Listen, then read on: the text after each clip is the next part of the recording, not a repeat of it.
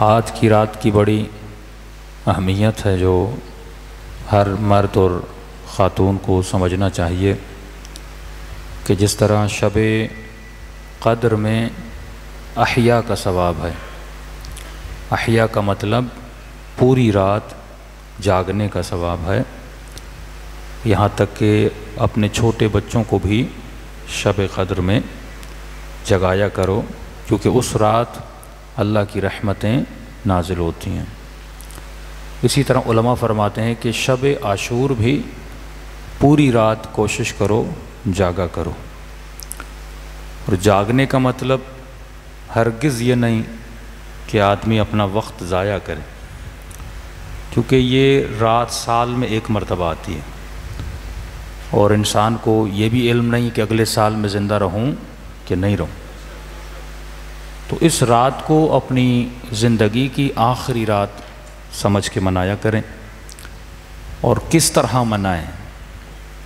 کچھ لوگ سبیلوں پہ کھڑے ہو جاتے ہیں، کچھ لوگ باتوں میں مشغول رہتے ہیں۔ صرف کالے کپڑے پہننا عزاداری نہیں ہے، صرف شب عاشور گھر سے باہر نکلنا عزاداری نہیں ہے۔ مجھے یاد ہے جب ہم بھی چھوٹے ہوتے تھے تو جو 10 سال 8 سال 12 سال تک کے بچے ہیں تو ان کے لیے یہ راتیں ایک طرح سے ایک فریڈم مل جاتا ہے ان کو گھر سے، تو والدین سکھاتے نہیں ہیں بچوں کو، بس کالے کپڑے پہنا کے باہر بھیج دیتے ہیں۔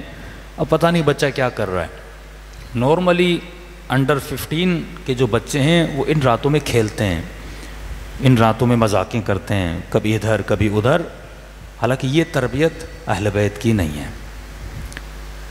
ہونا تو یہ چاہیے تھا کہ آج کی رات امام حسین اپنے بچوں سے گزارتے، امام کو علم تھا کہ یہ میری زندگی کی آخری رات ہے، تو مولا یہ رات سکینہ کے ساتھ گزارتے، یہ رات اکبر کے ساتھ گزارتے، یہ رات سیدہ زینب کے ساتھ گزارتے، لیکن فرمایا نہیں، پوری رات سکینہ کو ساتھ بٹھایا، اکبر کو ساتھ بٹھایا، قاسم کو ساتھ بٹھایا، اور آج کی رات مولا نے اللہ سے راز و نیاز کیا، اللہ سے باتیں کی۔ تو آج کی رات شب عاشور کے اعمال ہیں، تو آج کی رات شب گریہ، شب ندبہ، یعنی وہ رات جس میں فریادیں کرو، جس میں آہ و بکا کو بلند کرو، اور خدا سے وہ مانگو جو حر نے مانگا تھا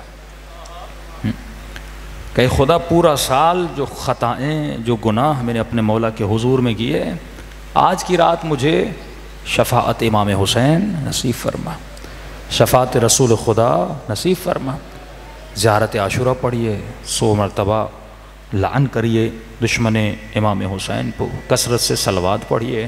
آج کی رات رزق کے لیے، اولاد کے لیے، اس قوم کی صحت کے لیے، سلامتی کے لیے، بالاخص اپنے مرحومین کے لیے کہ جو میدان برزخ میں آپ کی مرحومہ والدہ، مرحوم باپ سب آتے ہیں اس رات میں۔ فرمایا نزول محل مجمع ملائک بن جاتی ہیں۔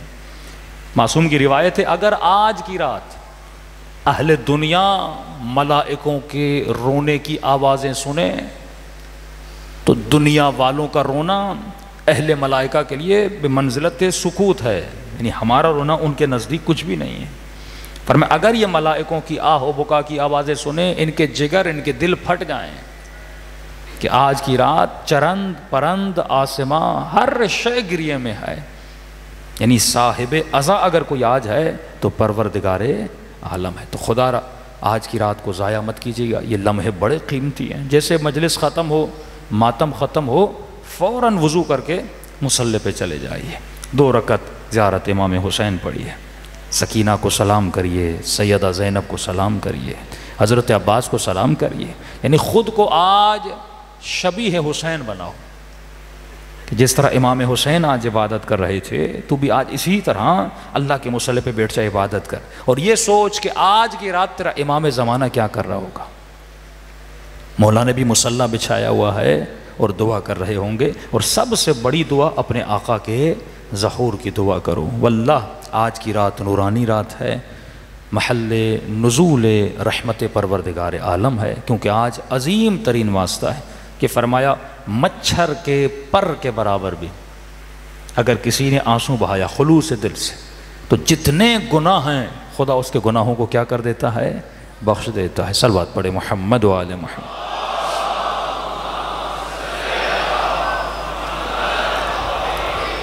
محمد وعجل فرجہم۔